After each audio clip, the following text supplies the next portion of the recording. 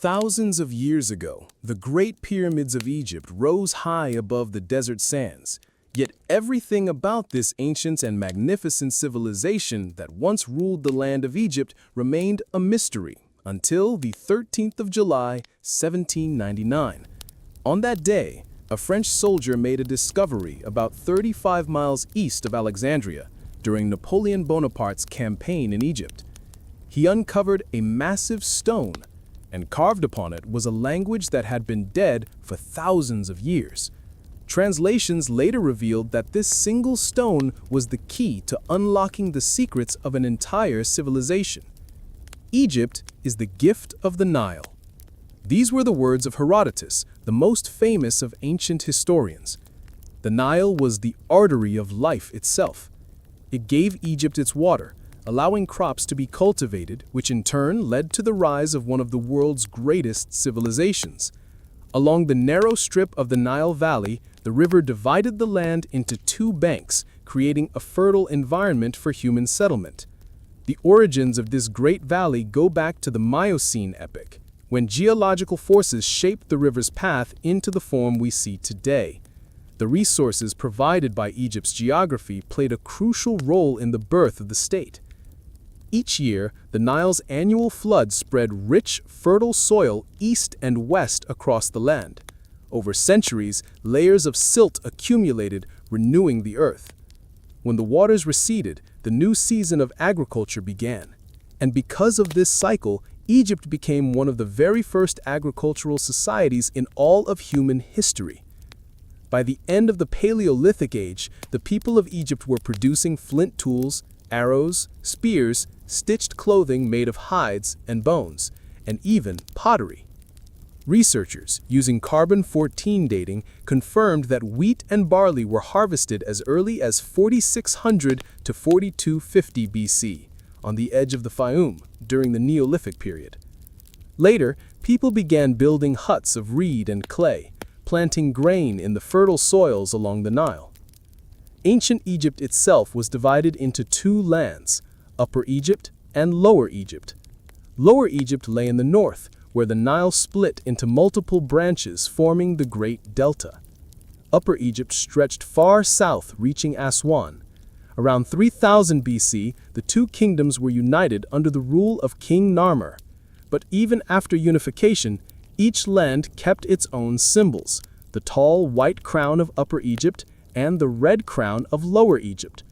When the pharaohs took power, they were known as the rulers of the two lands. They wore the Shendit crown, which combined both, the white and the red, signifying dominion over a united kingdom. The period before Egypt's first dynasty, known as the pre-dynastic era, spanned from around 6000 to 3150 BC. It was an age that bridged the Paleolithic, the Neolithic, and finally the dawn of recorded history. An age when the foundations of one of humanity's most enduring civilizations were first laid upon the banks of the Nile. 103 basins once served as reservoirs for Egypt's ancient irrigation system. Grain silos in ancient Egypt were made of large jars or woven baskets of pottery buried deep in the ground up to their necks for preservation. Around 4000 BC, the Amratian culture advanced these achievements by constructing more sophisticated circular houses with plastered mud brick walls. All of these early cultures thrived in Lower Egypt in the north, close to the Mediterranean Sea. Later, the great culture of Upper Egypt began to emerge in the south. The people of the Badarian culture still lived in portable tents, like their distant ancestors, yet increasingly they preferred fixed, permanent homes. After the Badarian period came the Amratan period, also known as Naqada I, when houses grew more complex, with windows, hearths, mud walls, and even windbreaks at the entrances. It was around 3000 BC that the practice of mummification began. Burial goods were still left with the dead, but the rituals grew more elaborate. These cultural shifts gave rise to the Gersanian period, also known as Naqada II, spanning from 3500 to 3200 BC.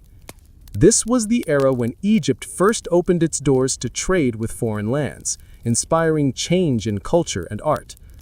Homes of this age were built with sun-dried bricks, and the wealthiest households added courtyards, an architectural feature that would become a hallmark of Egyptian houses for centuries to come.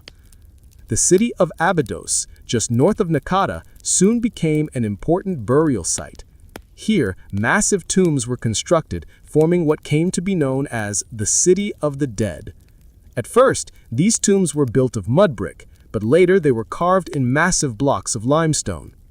Over time, Abydos became the final resting place of Egypt's rulers. And yet, evidence revealed that people from across the land, ordinary Egyptians, also chose to bury their dead in Abydos, leaving behind funerary offerings to preserve their memory. By this period, the cities of Zawiat el-Amwat and Hierakonpolis were already ancient, while Naqada and Nekhen were rising fast. It was also at this time that hieroglyphic writing emerged between 3400 and 3200 BC. Though no complete sentences from this early phase have survived, the oldest known Egyptian inscriptions scratched on pottery, clay seals, bones, and ivory were discovered in Abydos. It would not be until the reign of King Jur in the Second Dynasty, some 500 years later, that fully formed sentences appeared. The Naqada III period, also called the Proto-Dynastic period, ran from around 3250 to 3200 BC. It marked the threshold of recorded history.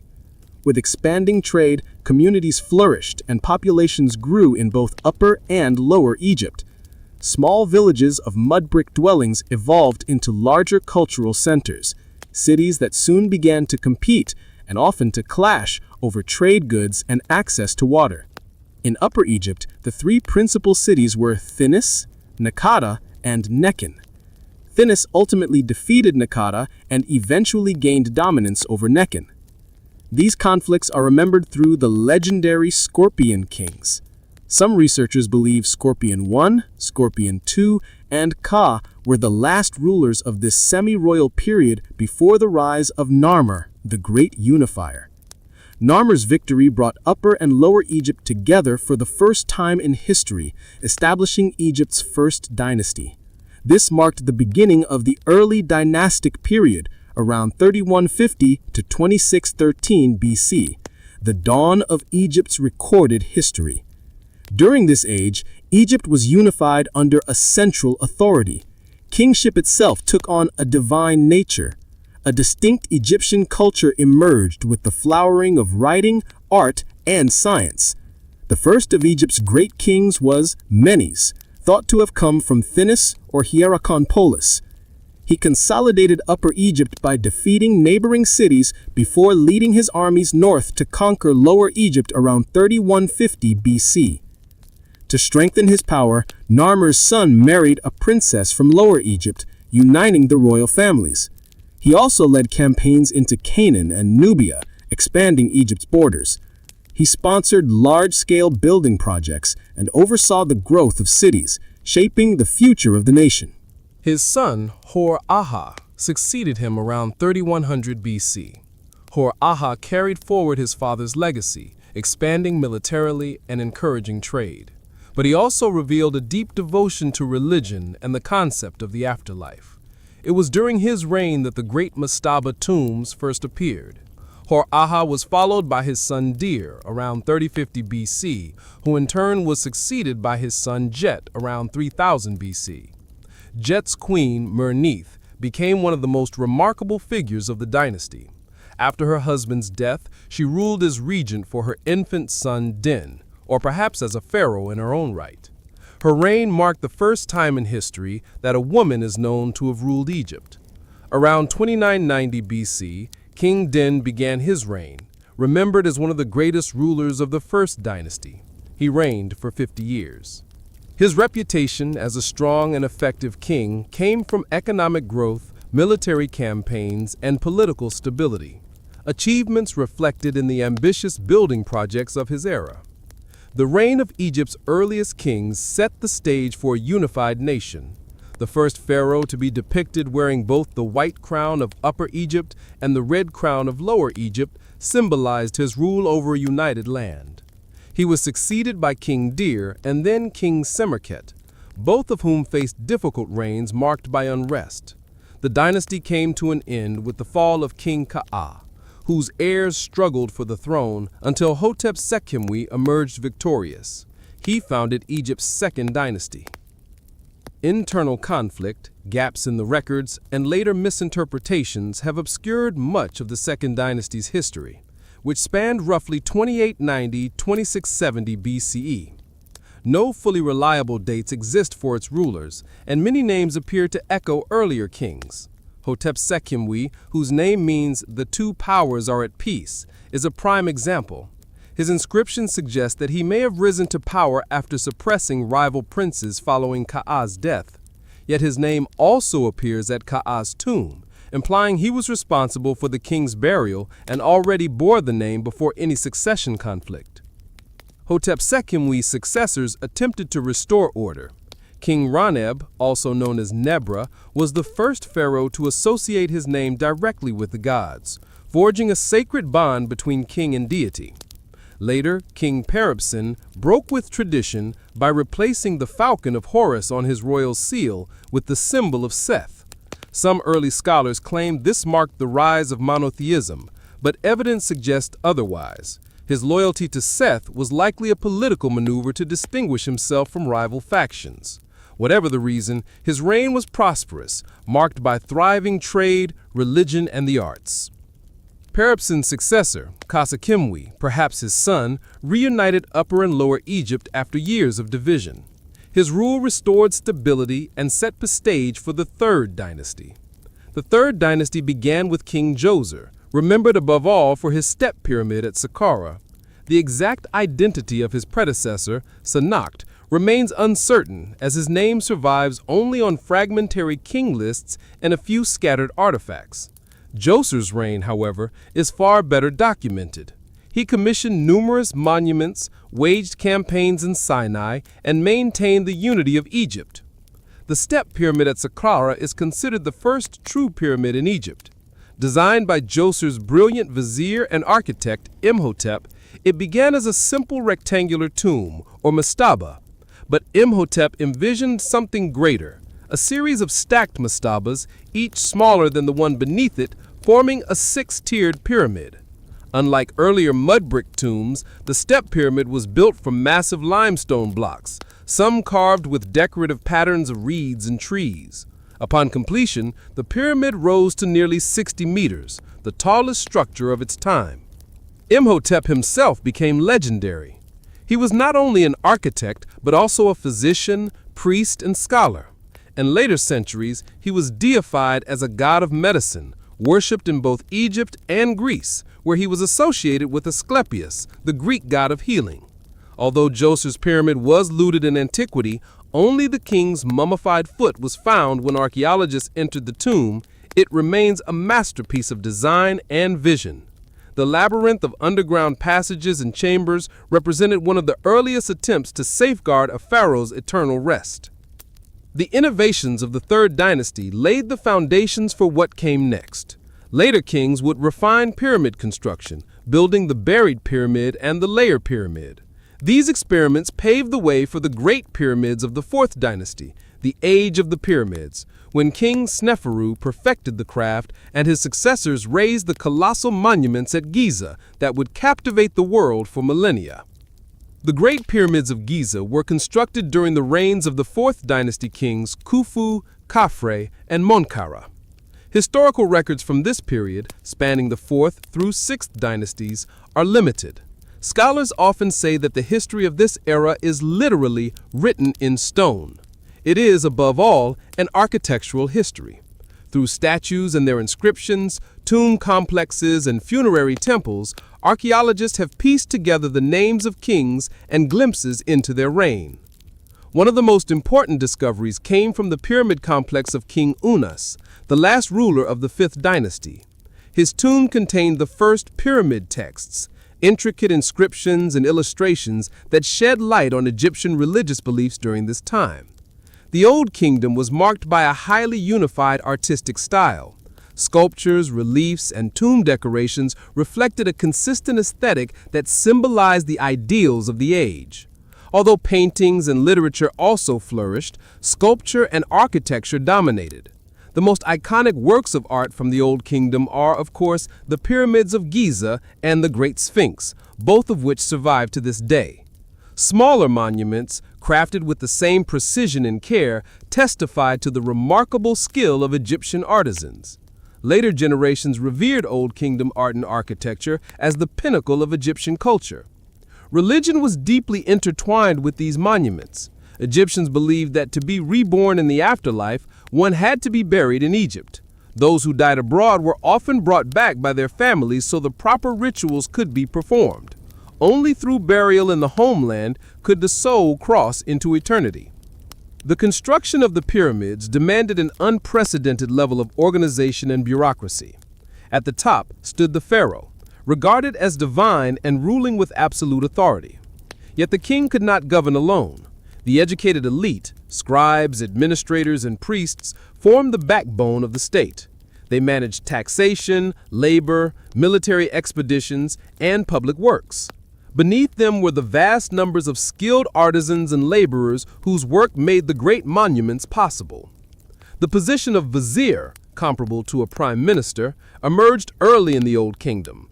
The vizier coordinated the royal court, supervised construction projects, communicated with provincial governors, and ensured the smooth operation of the kingdom's bureaucracy. Tradition holds that Huni, the last ruler of the Third Dynasty, began Egypt's massive stone construction era. But it was Sneferu, the first king of the Fourth Dynasty, possibly Huni's son, who truly launched the golden age of pyramid building. Sneferu's reign was transformative, marked by experimentation and innovation in architecture. His first project was the Medum Pyramid, sometimes called the False Pyramid because of its unusual tower-like shape and the rubble that now surrounds it. Originally intended as Egypt's first true pyramid, it collapsed due to design flaws. The outer casing was placed on sand instead of bedrock, causing the structure to fail. Undeterred, Sneferu built two more pyramids at Dashur. The first, the Bent Pyramid, begins at a steep angle of 55 degrees before suddenly shifting to 43 degrees midway up, creating its distinctive bent profile. The change suggests that builders realized the original angle was too steep to be stable and altered the design mid-construction. Rather than mourn the failure, Sneferu began again, commissioning what became Egypt's first true, fully successful pyramid, the Red Pyramid, named for the reddish hue of its limestone blocks. Rising to a height of 105 meters, built on a solid foundation and angled at 43 degrees, it represented a breakthrough in engineering. Like later pyramids, it was originally clad in white limestone, much of which has since eroded away. With Sneferu, the art of pyramid building reached a new level of sophistication, paving the way for the monumental pyramids of Giza. Structures that would come to symbolize not only Egypt, but human civilization itself. After the establishment of Djoser's complex at Saqqara, Sneferu built mortuary temples and other structures around his pyramids, where priests oversaw daily rituals. With the completion of the Red Pyramid, his reign entered a period of stability, and upon his death, he left the throne to his son Khufu. The ancient Greek authors referred to Khufu as Cheops, and his Great Pyramid at Giza became the most famous monument of his reign. In Greek writings, Khufu was often portrayed as a tyrant who forced his people into labor, though this image may have been shaped by tales such as those found in the Westgar Papyrus, a collection of 4 stories written about kings of the Fourth Dynasty. Discovered in 1824, the papyrus includes a story in which Khufu summons a magician who claims he can reattach a severed head to a body, a detail some scholars interpret as frivolous or even sinister. In reality, Egypt under Khufu grew wealthier than ever before, thanks to military campaigns against Nubia and Libya, as well as profitable trade with cities like Byblos. He also advanced agricultural innovations to improve daily life for his people. During his reign, the world's first documented dam was built at Wadi al-Gharawi, near modern-day Helwan, improving irrigation and water supply for farms and settlements. The Great Pyramid of Giza, last of the 7 wonders of the ancient world, remains the enduring symbol of Egypt. Constructed over 20 years during Khufu's reign, it stands on the Giza Plateau near modern Cairo. While its exact purpose has been debated, the prevailing view is that it served as the king's tomb. Theories about its construction continue to fascinate historians. For centuries, scholars suggested massive ramps circling the structure might have been used to move the immense stone blocks.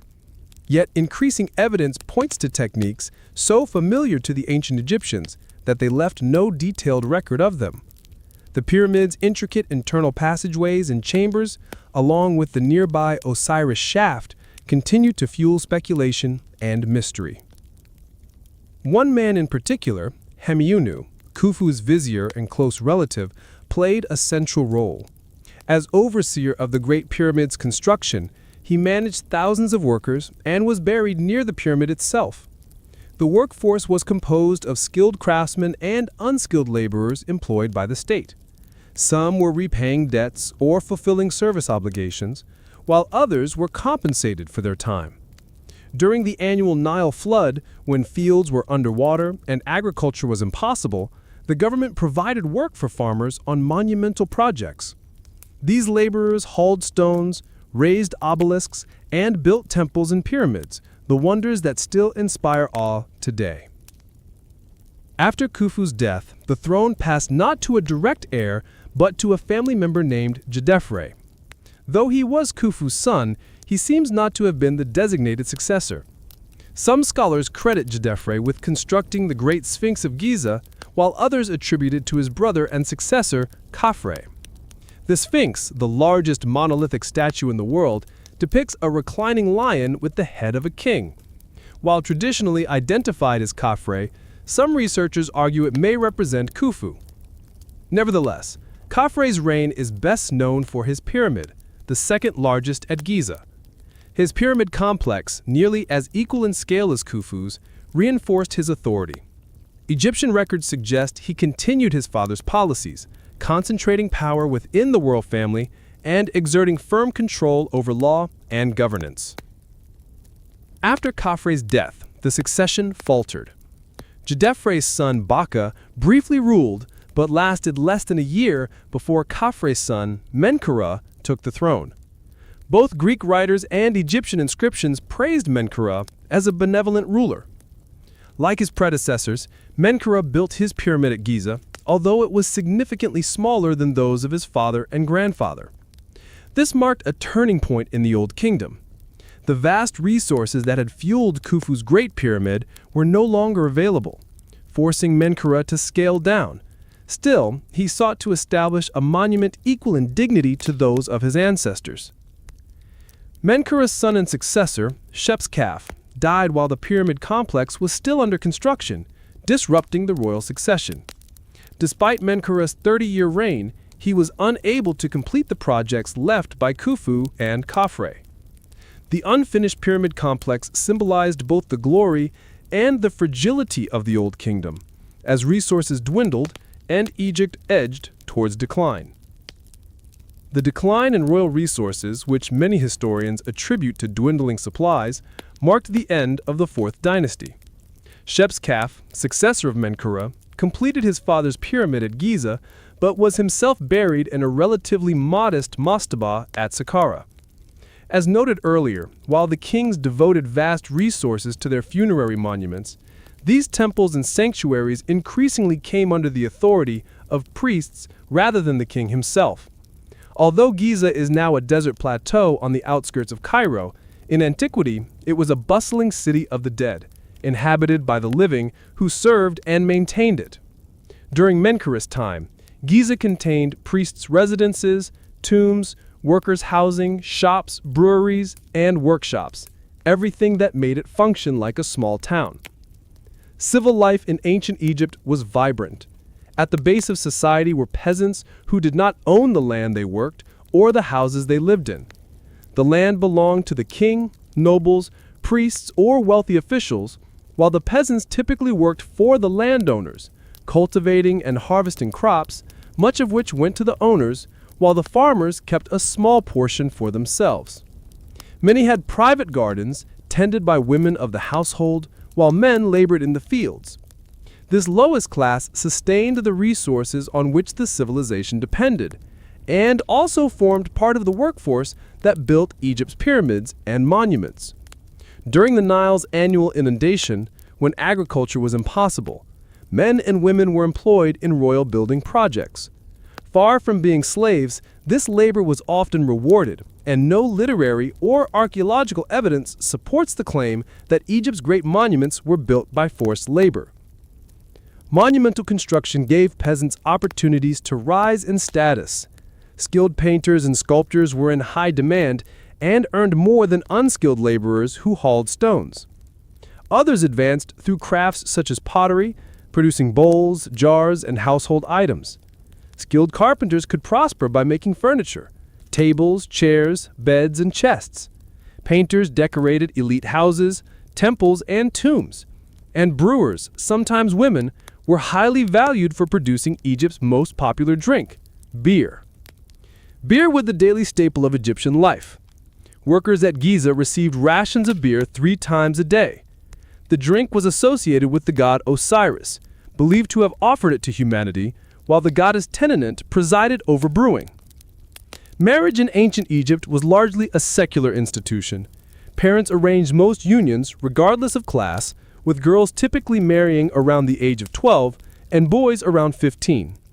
Royal daughters were sometimes promised in marriage to foreign kings to secure alliances. Despite hard labor, Egyptians found ample time for leisure. Sports and games were an essential part of life.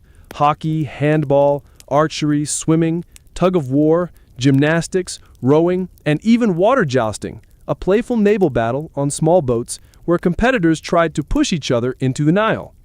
Festivals and holidays were also filled with games, music, drinking, and feasting. The Egyptian diet was largely based on bread, wheat, and vegetables. Meat was expensive and usually reserved for royalty or the wealthy.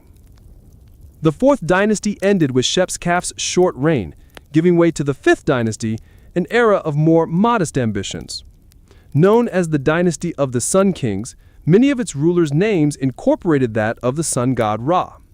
The first 3 rulers, Userkaf, Sahure, and Neferikare, were later celebrated in the Westgar papyrus as kings chosen by divine will. The dynasty began with King Userkaf, though a woman named Khentkaus, likely a daughter of Menkaure, emerged as a prominent figure. Called Mother of the Kings of Upper and Lower Egypt, she is thought to have played a significant political role. Her funerary monument, sometimes called the 4th Pyramid of Giza, stands as testimony to her importance, though much about her remains uncertain. Userkaf became most famous for constructing a sun temple at Abusir. This marked a profound shift from the traditions of the 4th dynasty. Giza was no longer the exclusive burial ground of kings, and the sun god Ra emerged as the central focus of royal devotion, worshipped directly by the people. Through the growing power of the priesthood, the king's role as the chief representative of the gods steadily diminished.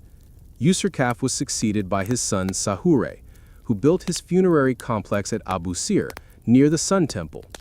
Sahure proved to be a capable ruler. He led the first Egyptian expedition to Punt, forging vital trade agreements with foreign lands. Punt became one of Egypt's most valuable sources of rare goods, and over time was regarded almost as a mythical land blessed by the gods. Sahure also constructed his own sun temple at Abusir and was the first to employ palmiform columns, a design that would become a standard feature in Egyptian architecture. His military campaigns and careful management of resources enriched Egypt, as reflected in the intricate reliefs adorning his funerary complex.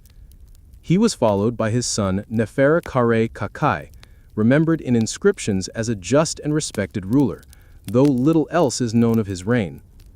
His son Neferefre succeeded him, but died young, perhaps around the age of 20.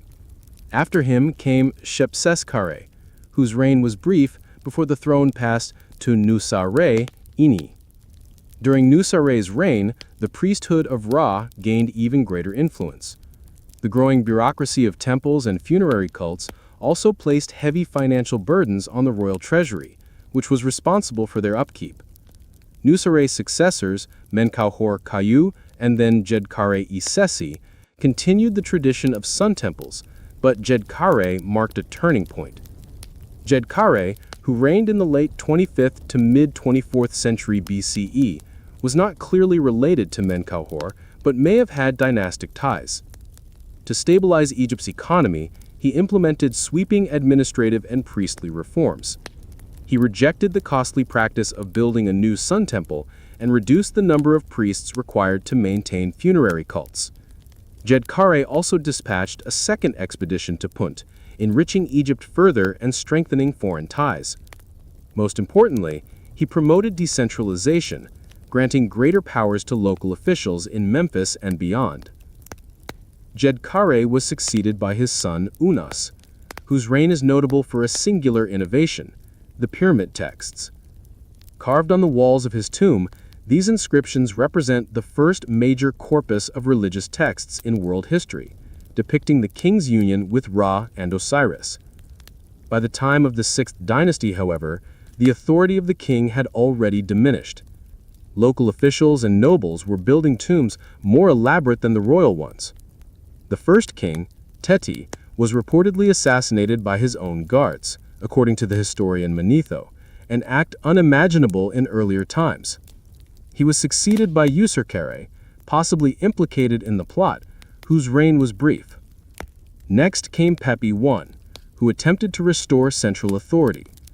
But by the end of the Old Kingdom, royal power was fragmenting. Decentralization deepened under his successors. Menkaure I reigned briefly before the throne passed to Pepi II, who came to power as a child and astonishingly ruled for nearly a century. Pepi II's extraordinary longevity proved a curse. As he aged into frailty, the monarchy grew ineffective. Prolonged droughts caused famine, and there was no strong central government to respond. Power shifted irreversibly into the hands of provincial governors and the priesthood. After Pepi II, a few short-lived rulers followed, including Menkaure II and Nidikirti Sipta, who was often identified with the legendary queen Nitocris. Herodotus later described her as avenging her brother's murder by flooding her enemies during a banquet, a tale more myth than fact. With the death of Pepi II, the Old Kingdom collapsed. No strong ruler emerged to unite the land. Local officials focused only on their own districts, lacking the means or will to aid the rest of the country. Egypt slid into the First Intermediate Period, an age long mischaracterized as a dark age. In reality, it was less an age of chaos than of political fragmentation and regional autonomy. The once great monuments of Giza were no longer built, for there was no central power to command and fund them. Kings of the 7th and 8th dynasties were weak and obscure, their names soon forgotten. Memphis was abandoned as a royal capital, while rulers of the 9th and 10th dynasties claimed power from Heracleopolis. Meanwhile, in Thebes, a regional governor named Intef the Elder, great lord and overseer of priests, rose in opposition. Around 2250 BCE, he established the 11th dynasty, beginning the long process of reunification that would eventually restore Egypt's glory. During the Middle Kingdom, he became known as Intef the Great, and a memorial was erected in his honor at the Karnak Temple, marking the beginning of a new era, the Middle Kingdom. Although Mentuhotep II is traditionally credited with unifying Egypt and inaugurating the Middle Kingdom, the groundwork for this unity had been laid by Intef I and his successors following Mentuhotep I around 2005 BCE. Intef I expanded Thebes, seizing neighboring palaces, which greatly increased the city's prominence and power. His successors continued these initiatives. Mentuhotep II used these early victories to ultimately defeat Heracleopolis, punishing the nomarchs who had remained loyal to the old kings, while rewarding those who supported Thebes. After consolidating power, he launched ambitious military campaigns and construction projects. Mentuhotep III, who reigned from 2010 to 1998 BCE, continued these programs, expanding Egypt's reach. He sent expeditions to Punt and strengthened the northern delta borders. His successor, Mentuhotep IV, ruled for 7 years. Though little is known of his reign, it is likely he continued his predecessor's policies as the nation remained prosperous. Amenemhat I, who had been Mentuhotep IV's vizier, was chosen to succeed him. He oversaw the quarrying of stone for royal projects, and inscriptions describe extraordinary events during these operations. A gazelle was born on the chosen stone, symbolizing fertility, and unexpected rains revealed a large water source sufficient to irrigate the entire workforce. These signs were interpreted as divine approval of Amenemhat's selection as king. For reasons unknown, Amenemhat I relocated the royal seat from Thebes to Ichitawi, south of Memphis. Senusret I, who succeeded Amenemhat I 1971 to 1926 BCE, improved the country's infrastructure and launched major building projects, including a temple to Amun at Karnak, the seat of the later Great Temple complex. He followed the policies of Intef II and Mentuhotep II, carefully restricting royal and local priestly power to trusted family members. The administration of the 12th dynasty was highly effective. Unlike the Old Kingdom, wealth remained centralized under the king while allowing regional development without letting local powers become too independent. Key officials were rewarded for their loyalty. The Egyptians also developed advanced techniques for flood control and irrigation. They built nilometers to measure river levels and determine taxes, and dug canals to distribute water. During Senusret II's reign, the Fayum region was transformed into an agricultural center through irrigation from Lake Moeris, leading to abundant harvests. He was also responsible for constructing the White Chapel, a significant building for historians because it recorded the nomes of the period. Amenemhat II, 1929 to 1895 BCE, may have ruled jointly with a younger co-regent, a practice unique to the Middle Kingdom. This ensured smooth succession, often involving the king's son. Scholars debate whether this practice was standard, though it appears Amenemhat II and his successor Senusret II, 1897 to 1878 BCE, did follow it. Little is known about Amenemhat II's reign, but Senusret II is famous for excellent relations with regional governors and the general prosperity of the nation. Regional officials flourished under his rule, but unlike at the end of the Old Kingdom, this did not threaten the kingdom's stability. Senusret III, 1878 to 1860 BCE, was the most powerful king of the period. His reign was marked by prosperity, military expansion in Nubia, and increased wealth and influence for Egypt. He embodied the cultural ideal of the Egyptian king as a capable and swift warrior, considered invincible in battle. His campaigns in Nubia secured Egypt's borders, and fortifications along the frontier reinforced these gains. Senusret III also conducted exploratory campaigns into Palestine, improving trade relations. To control flooding and direct irrigation, the ancient Egyptians built earth and stone dams, including the notable Lahum Dam, ensuring agricultural stability and continued prosperity across the kingdom. During the reign of Amenemhat III of the 12th dynasty, the ancient Egyptians built significant hydraulic works, including the Lahum Dam, to harness the Nile's floodwaters and protect the state from destructive inundations. Preparations for the agricultural season began in early November, before the floodwaters receded from the fields. Prior to planting, irrigation facilities were repaired, cleared, and reassessed. The ancient Egyptians meticulously documented their daily life, and many tomb panels depict planting and harvesting in detail. Various crops were cultivated extensively, making food abundant in Egypt. Emmer wheat for bread, barley, dates from date palms, doom palms, figs, sycamore, and papyrus. Papyrus stems were used to make scrolls for writing, as well as sails, ropes, and mats.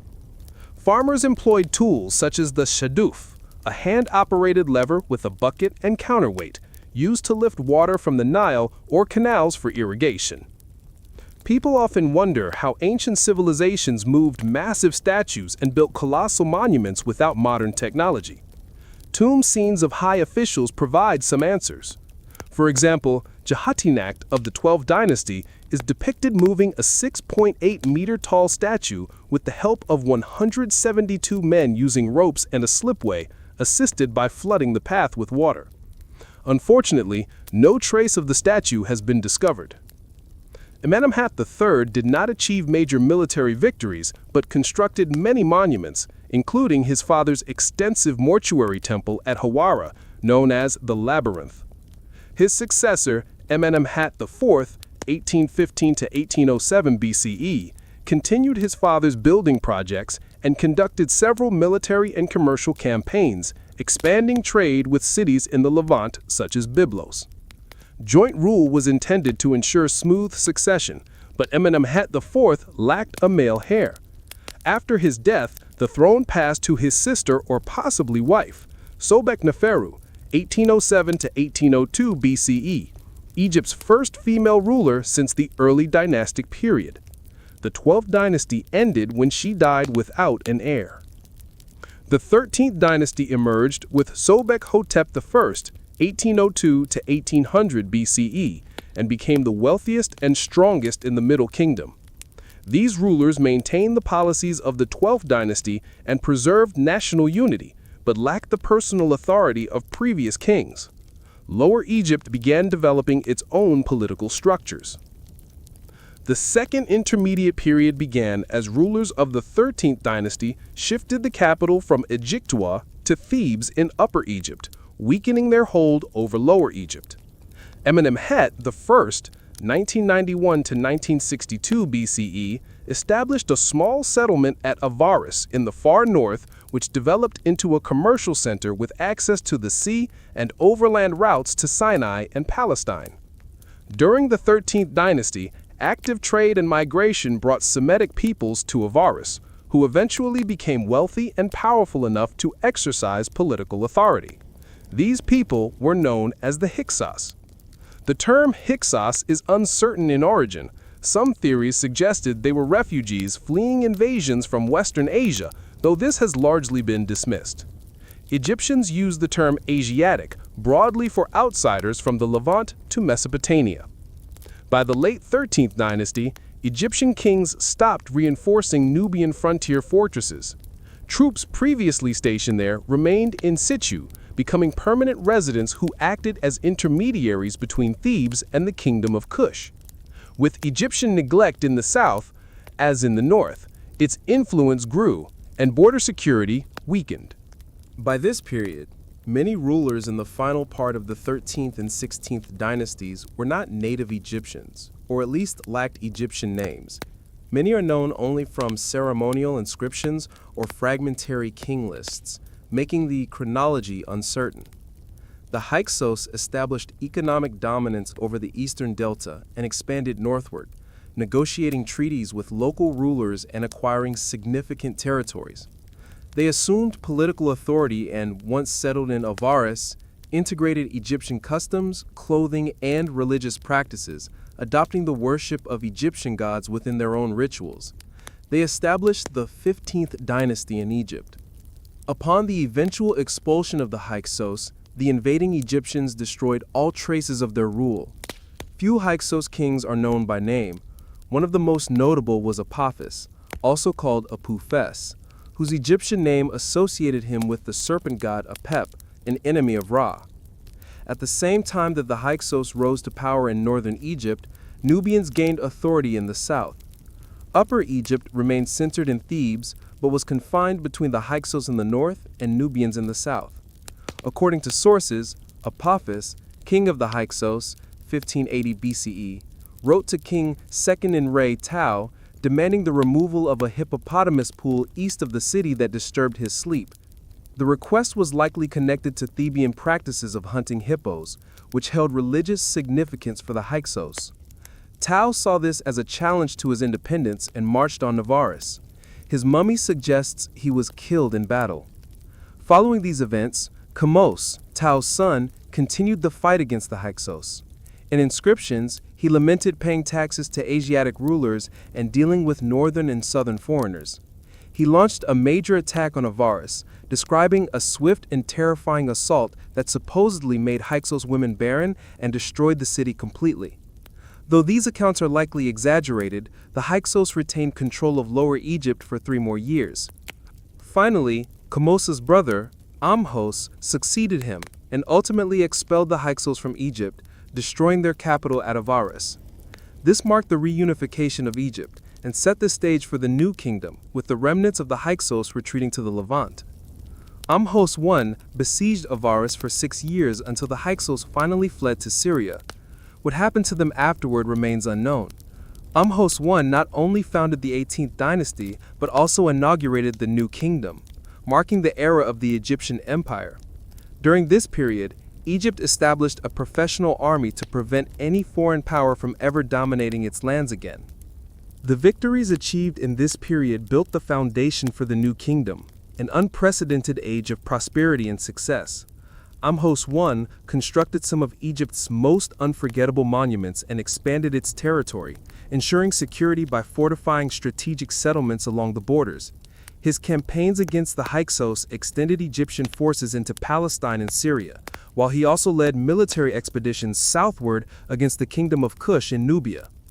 By the time of his death, he had secured Egypt and established political and economic stability for his successor, Amenhotep I, 1541 to 1520 BCE. Amenhotep I followed his father's policies and is considered a warrior king, though his campaigns were likely confined to Nubia. No records indicate expeditions to Palestine or Syria, but these regions remained stable during his reign. He was succeeded by Thutmose II, 1492 to 1479 BCE, who succeeded him, but little is known about his reign as he was overshadowed by his more powerful half-sister Hatshepsut, 1479 to 1458 BCE. Hatshepsut became one of the most effective and influential rulers of the new kingdom. She bore Thutmose II a single child, Thutmose III, who later became his successor. Upon Thutmose II's death, Hatshepsut acted as regent and co-ruler, guiding the state's affairs. Hatshepsut oversaw numerous building projects, including her successful expedition to Punt, and contributed extensively to Karnak.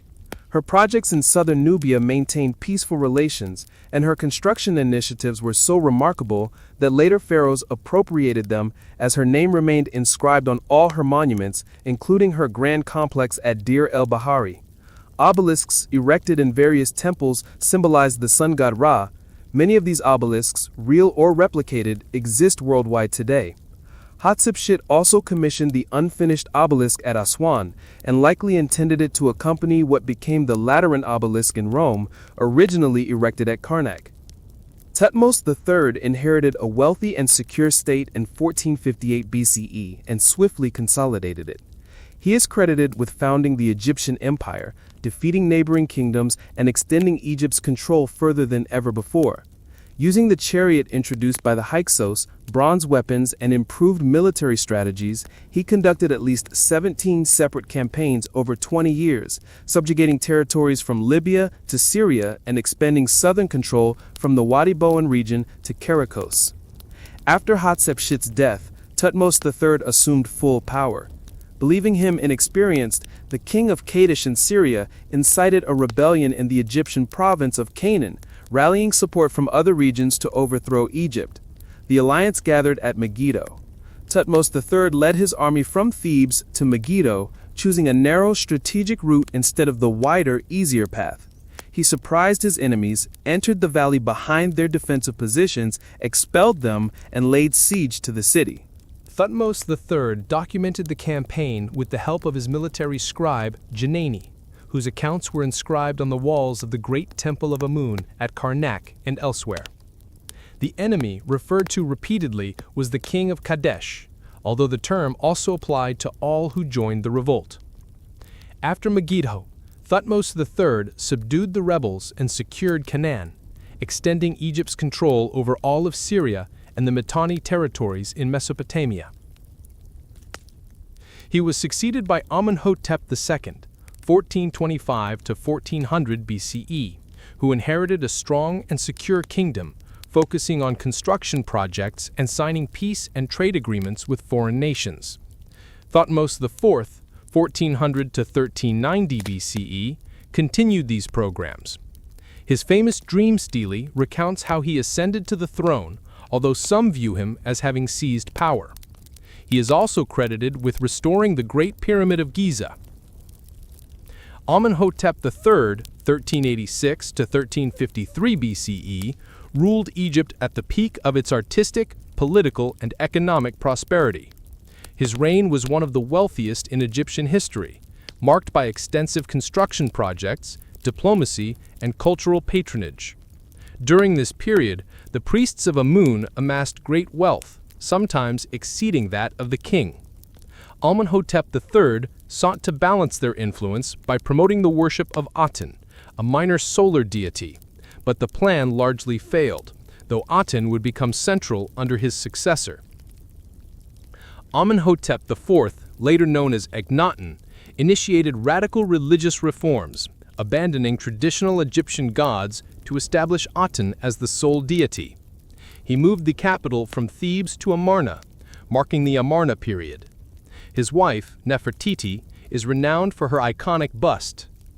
After Akhenaten's death, his young son, Tutankhamun, 1336 to 1327 BCE, assumed the throne, restoring traditional religious practices and relocating the capital back to Memphis, while reopening temples. Tutankhamun died at around 18, and his widow, Ankhesenamun, may have briefly co-ruled or remarried the vizier A.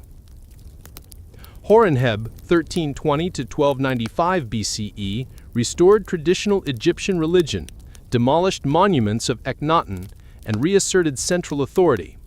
He was succeeded by Ramesses I, founder of the 19th dynasty, who re-established Egypt's temples and religious institutions. His son, Seti I, inherited military command and continued campaigns to reclaim territories lost during Akhenaten's reign, while also contributing to grand construction projects, particularly at Karnak. Ramesses II's son, 1279 to 1213 BCE, is today the most famous pharaoh of Egypt. Ramesses II ruled Egypt for 67 years. The magnificent temples and monuments he built to celebrate his conquests and achievements still stand as a testament to the wealth of his reign. Hardly any ancient Egyptian site fails to mention Ramesses II and the story of his legendary victory at the Battle of Kadesh in 1274 BCE. One of his greatest achievements as pharaoh was not a military battle. It was one of his most remarkable deeds, establishing the first recorded peace treaty in history. The Hittites in Anatolia had risen to prominence since the second millennium. By 1530 BCE, they had surpassed Babylon in significance, putting Egypt at a critical juncture.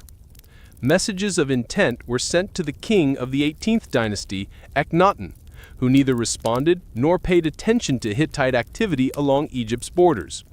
Horemheb had waged an unsuccessful campaign against the Hittites. Their power had grown during the reign of Tutankhamun, Akhenaten's successor. They had become bold enough to guard regions along or near Egypt's borders. When Horemheb became pharaoh in 1220 BCE, he launched a stronger campaign against the Hittites. He secured Egypt's borders, though the problem of Hittite raids was not fully overcome. Seti I had won Palestine and Kadesh for Egypt, but failed to establish a plan to defend the city, celebrating victory instead. Ramesses II of the 19th dynasty had to confront the Hittite invasion issue. He gathered his forces at Pi-Ramesses in 1274 BCE to drive the Hittites from Kadesh and weaken their army. Ramesses II rode in his chariot at the head of 4 divisions, totaling 20,000 soldiers. He led his first division at such speed that he quickly outpaced the other 3. Near Kadesh, 2 Bedouins were captured and questioned about the whereabouts of Mutawalli II and his army. They answered that the army was not near Kadesh, and that Mutawalli feared Egypt and the young king. However, the Bedouins were Hittite spies. Mutawalli II had already fortified Kadesh with 3,500 chariots and 37,000 men waiting atop the nearby hill. According to some accounts, Ramesses II captured many other spies who revealed the grim reality of the situation. But the information arrived too late. Ramesses II had separated from the rest of his army in his chariot to seize Kadesh and confront Hittite rule. As Hittite chariots charged his camp, he sent messages to the other three divisions. The division of Ptah arrived just in time to prevent the Egyptian army from being defeated. Ramesses II personally led the remaining division of Amun in battle several times. He pushed the Hittite soldiers toward the Orontes River, where many perished. Muwatalli II did not break through Kadesh's walls except to trap Ramesses II's forces between his army at the river and Ramesses' advance. Yet for unexplained reasons, he chose to stay in the city and did not engage his reserve troops. Ramesses II declared a great victory at Kadesh. He commissioned a scribe to record his version of the magnificent battle. Muwatalli II's account differed greatly, claiming that Kadesh was a Hittite victory. While Ramesses II did not capture the city, he destroyed the Hittite army in the field. Though Muwatalli II retained Kadesh, he failed to annihilate the Egyptians as he had intended. Merneptah, Ramesses II's 12th son, and not his designated successor, became pharaoh only because all his brothers had died during their father's long reign. He soon adopted the image of his father as a warrior king. He defeated the Libyans in battle and repelled an attack by the Sea Peoples. His famous inscriptions, known as the Merneptah Stela, include the first reference to the Israelites. Ramesses III was the last of the powerful New Kingdom pharaohs. After Horemheb restored the old religion, the power of the Amun priesthood steadily grew, draining revenue and influence from the monarchy. During the Ramesside era of the 20th dynasty, the situation deteriorated. War was ever present, and the threat from the populace increased significantly, forcing Ramesses III to declare war on them. The nationality of the Sea Peoples is unknown. The only records of their activities come from Egyptian sources, describing only battles. For example, the Chen Stela states, "They came from the sea in their warships, and none could stand against them." Ramesses II, Merneptah, and Ramesses III are the three great pharaohs whose conflicts and victories against the Sea Peoples are documented. They achieved three massive victories over their foes. Their inscriptions provide the most comprehensive record of the Sea Peoples under Ramesses III. The Sea Peoples attacked Egypt's trading center at Kadesh and destroyed it. Then they attempted another invasion, starting with rapid attacks along the coast before advancing toward the delta.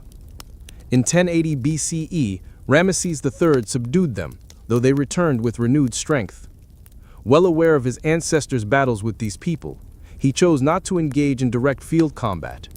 Instead, he employed guerrilla tactics, setting ambushes along the coast and the Nile Delta. His archers were highly skilled, positioned along the shore to shoot the enemy ships. They ignited the ships with flaming arrows once the crews perished or drowned.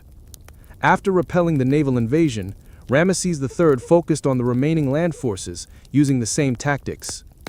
In 1178 BCE, he defeated the Sea Peoples off the coast of Shua. Egyptian records depict the stunning victory.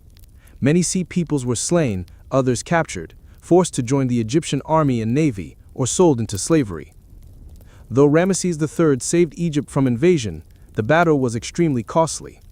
The royal treasury was drained, and he could not pay workers constructing tombs at Deir al-Medina. This led to the first recorded labor strike in history. Workers refused to return until properly compensated. Subsequently, the momentum of the Egyptian empire began to wane. Ramesses III retained strong central authority, secured the borders, and maintained Egypt's prosperity. But the kingdom around him was collapsing. The pharaoh's position no longer held the same reverence as before. The Amun priests acted as intermediaries between gods and kings. Seti III was wounded in an assassination attempt orchestrated by one of his younger wives and died. Ramesses IV, 1155 to 1149 BCE, ascended the throne after the death of his elder brothers. He sought to emulate the great pharaohs of the past. He completed many building projects while struggling to maintain the empire's territories. Yet he died after a short reign. He was succeeded by his son, Ramesses V. Ramesses V fought to maintain control against the Amun priests and preserve the kingdom. His successor, Ramesses VI, continued fighting, without notable success. He was followed by Ramesses VII, Ramesses VIII, Ramesses IX, Ramesses X, and Ramesses XI. These pharaohs all fought to maintain the unity of the kingdom against external threats and internal struggles with the Amun priesthood. Among these conflicts, one incident involved a man named Hotep, the priest, overthrown by minister Penhassi, forced to flee south to Nubia.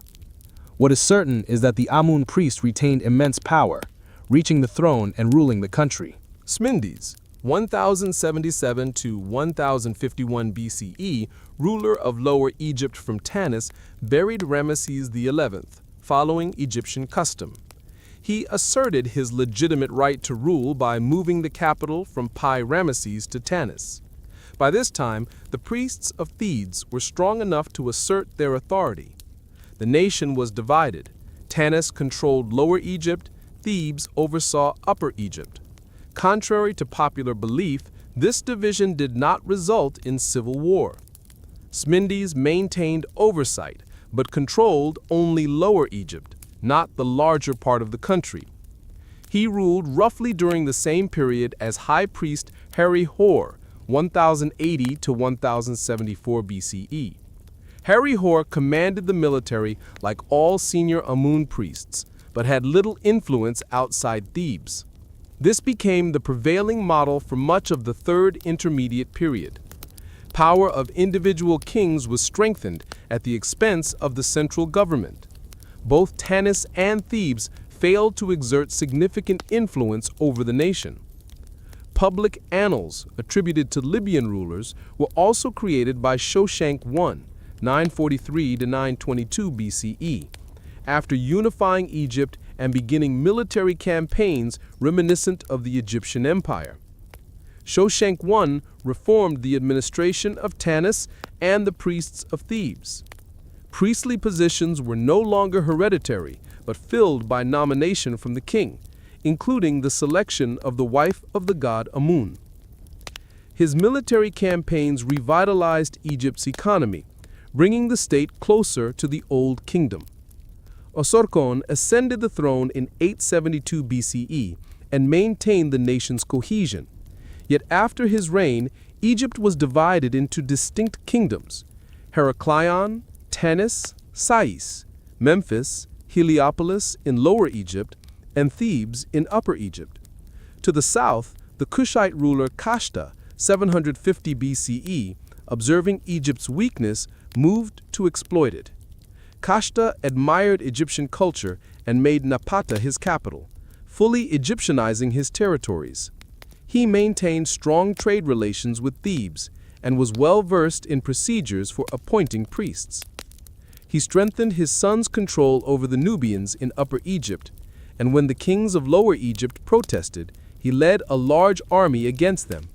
Pi invaded Lower Egypt, seized all major cities, and brought them under his rule. Before marching back to Nubia, Egypt was now legally under his authority, though he allowed the kings of Lower Egypt to reorganize and reestablish their power. These buffer regions diminished during the Third Intermediate Period, and Egypt lost much of its former strength, though states still existed on its borders, such as Judah, serving the same purpose. The subjugation of these regions by Shoshank I pushed Egypt's borders to confront the Assyrians directly, without buffer zones between them. Moving on to the Sate dynasty, Psamtik I was a strong ruler who instilled the greatness of Egypt's past in his people through massive restoration projects, renovations, and military works. His son, Necho II, 610 to 595 BCE, continued his father's legacy by overseeing military campaigns, commissioning construction projects, and expanding the army. The Egyptians were not great sailors, and Necho II recognized this by creating a fleet of Greek mercenaries which proved highly successful. Necho II was regularly depicted as a warrior and great military leader, strengthening the nation he inherited. During the reign of Ahmose II, government administration was reformed, the economy revitalized, and military operations directed effectively. Egypt rallied under his leadership, prospered once more, and saw secured borders, thriving trade, completed construction projects, temples, and other artistic works regaining some of its lost splendor.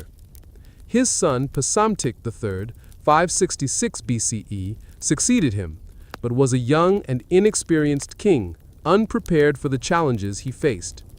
Cambyses II of Persia had sent a request to Ahmose for one of his daughters as a bride, but Ahmose, unwilling to comply and also seeking to prevent confrontation, sent his son Apries instead. This decision angered the former Egyptian princess greatly, as Egyptian policy had long prohibited sending noble women to foreign kings as wives. Upon reaching Cambyses II's court, she revealed her true identity, prompting Cambyses II to vow revenge for Ahmose's deception by sending him a false bride. Darius I wanted to govern Egypt during his absence. He ascended the throne of the Achaemenid Empire in 522 BCE and visited Egypt at least twice, preferring to oversee from a distance. Nevertheless, he loved Egyptian culture, directed funds to rebuild destroyed temples, and dedicated new temples. Following Persian religious tolerance practices, Darius honored Egyptian gods with gifts and statues. He was widely regarded as the gentlest ruler toward Egyptians compared to Cambyses II. During the Second Persian invasion of Greece in 480 BCE, Xerxes I, 486 to 465 BCE, relied on all resources of the Achaemenid Empire, including Egypt. After Persia's defeat at Salamis in 480 BCE and Plataea in 479 BCE, Xerxes abandoned foreign affairs in favor of construction projects and courtly matters.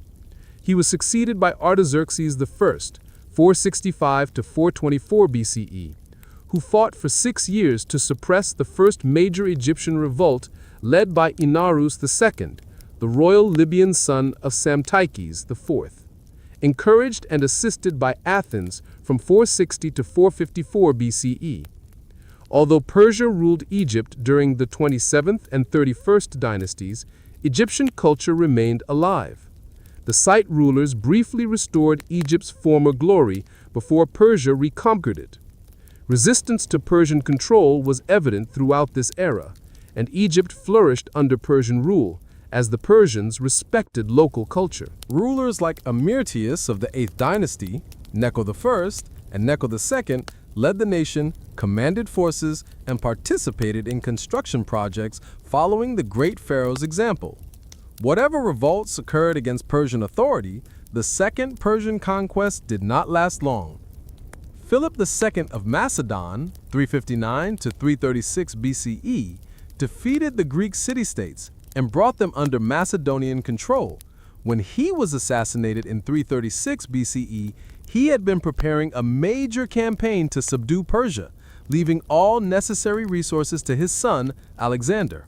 The pharaohs of the 30th dynasty preserved the honor of Egyptian royalty and continued building magnificent structures, following the footsteps of their predecessors. While the late period may be considered the end of Egyptian sovereignty, it should not be regarded as the end of Egyptian civilization. Even today, Egypt's cultural achievements command respect, if not awe, and remain among the most popular and fascinating accomplishments in the ancient world. Despite the passage of time, modern Egypt and the 21st century appears as an advanced version of ancient Egypt. The Nile remains sacred to the people.